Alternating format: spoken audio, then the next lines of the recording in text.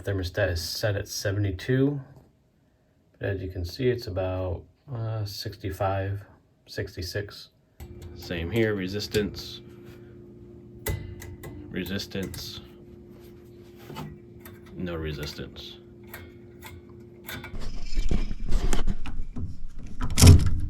Take that right off. All right, so I've got the new one. I'm gonna put this back on.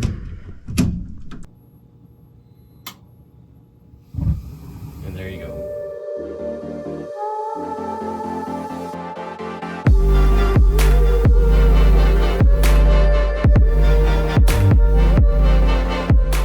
Hey guys, I'm here diagnosing this boiler. One of the zones does not have heat, even though the thermostat is calling for it. Here's to show you, the thermostat is set at 72, but as you can see, it's about 65, 66. Here we have the 4 zones to the house. Each of them are equipped with a Honeywell valve. Here's the part number, just so you get an idea. It's a ball valve. We can easily tell which one is calling for heat just by checking this manually. If you meet resistance, it's closed. So right now there's resistance on this one. That one's closed. Same here, resistance, resistance, no resistance. So as you can see, this zone is calling for heat right now. It's cold, there's nothing running through it. The furnace, or the boiler, as you can see, is not on. This is not running. This is the circulating pump. This is not on, this is not circulating anything because it has no call. So we're gonna take this off and replace it with a new one. There's something inside of it that's broken. Just so you get an idea of how this works, the thermostat wire comes down and connects to here. When it calls for heat and it hits the end switch, the top 2 terminals are the end switch terminals, and these are all daisy chained together. Then there's a brown thermostat wire that goes around here, comes down here, down the furnace, and goes into this control box. And that's what tells the circulating pump to turn on. So anytime, if any one of these zones calls for heat and everything's working properly, it'll send out a signal on these top 2 terminals over to the furnace, and it will tell the circulating pump to turn on. The circulating pump will pump water through this, hit each of these valves, and whichever one is open, or if multiple are open, it'll send hot water up it. I'm gonna have someone turn the thermostat on for this basement zone so that you can see that the boiler is working and that the circulating pump is working as well.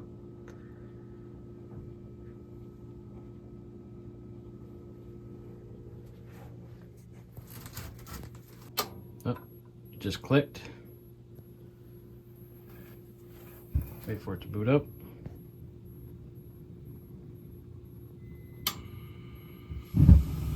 We have ignition. Now let's check the valve. Alright. Yep, so there's no resistance on this anymore. So that means the thermostat has opened this, it hit the pressure switch inside, and started the furnace. While editing this video, I noticed that I called the end switch a pressure switch multiple times. Just know that it is an end switch. Now we know that this valve is bad. Before disassembling this, it's always a good idea to turn the power off and also close this valve just in case. All right, let's take this apart. In order to get this off, there's 2 screws, one there, one on the other side, to take this off from the valve body. Since the valve body is working, I do not need to replace this whole thing. I'm just going to take this off of the old one and put the new one on. It's very simple. Again, these screws don't come all the way out. They just spin freely.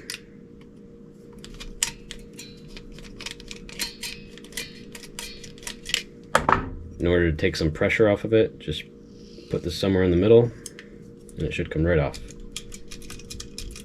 There we go. As you can see here, this is what when this motor spins, it'll spin this, which will open the ball valve that's in there and let the water flow. So now that you can see what I'm doing, I'm going to take the other one off and we will check to see what the issue is. First thing I'm going to do is take this cover off. Next, I'm going to take all these wires off. It's a good idea to take a picture of how they are connected so that you can put it back the same way.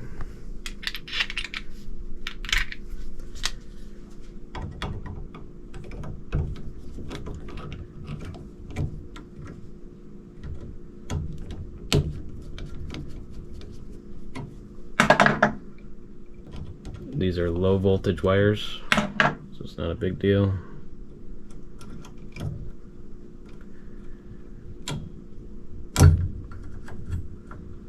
Move that.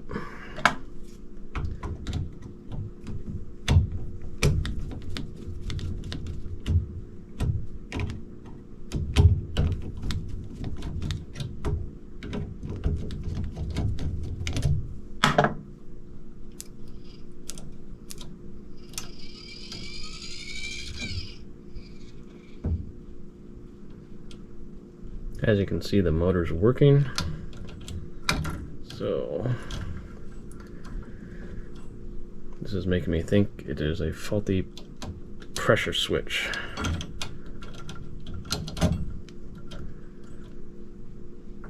Come on, get out of the way.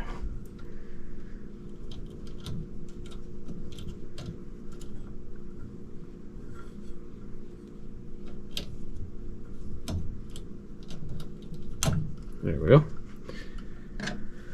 Alright, now we're going to take these two screws out.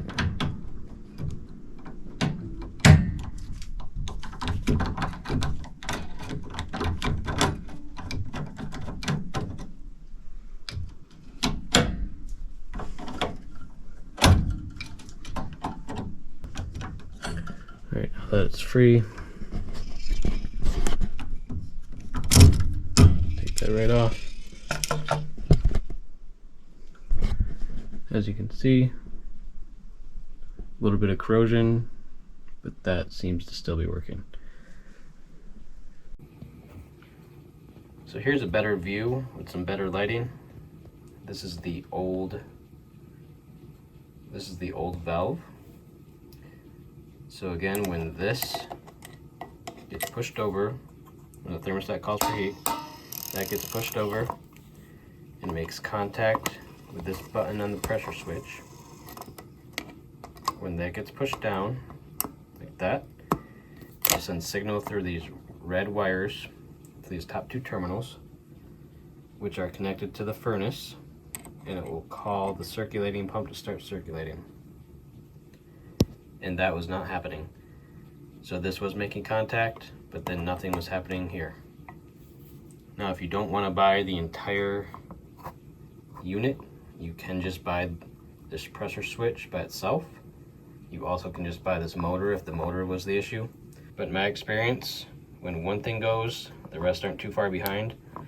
So I just pay the $100 or whatever it is and just get the whole contraption and replace it and be done. Then you don't have to take the motor off, you don't have to take all these components apart, and everything's new. Hope that helps. Alright, so I've got the new one. I'm going to put this back on.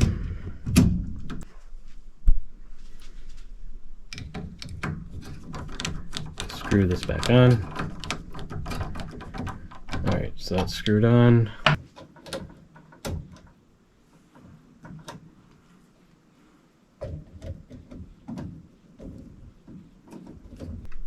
Tighten these down. Make sure they're all tightened down.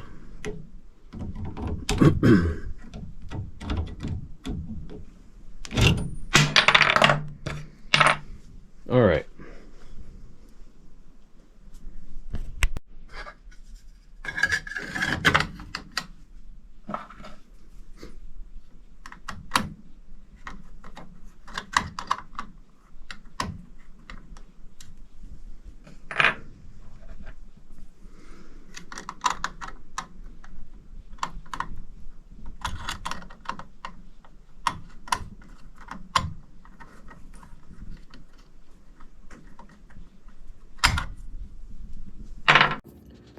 Okay, now that it's all put back together, let's test. Let's make sure none of these other ones are calling for heat.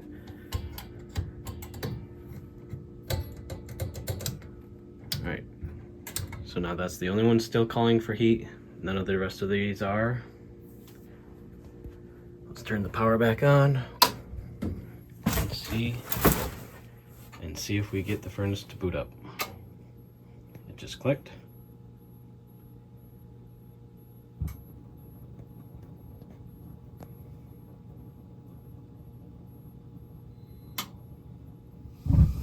And there you go. So the issue was a faulty pressure switch inside of this valve box. If you found this video useful, give it a thumbs up and subscribe to the channel. Thanks.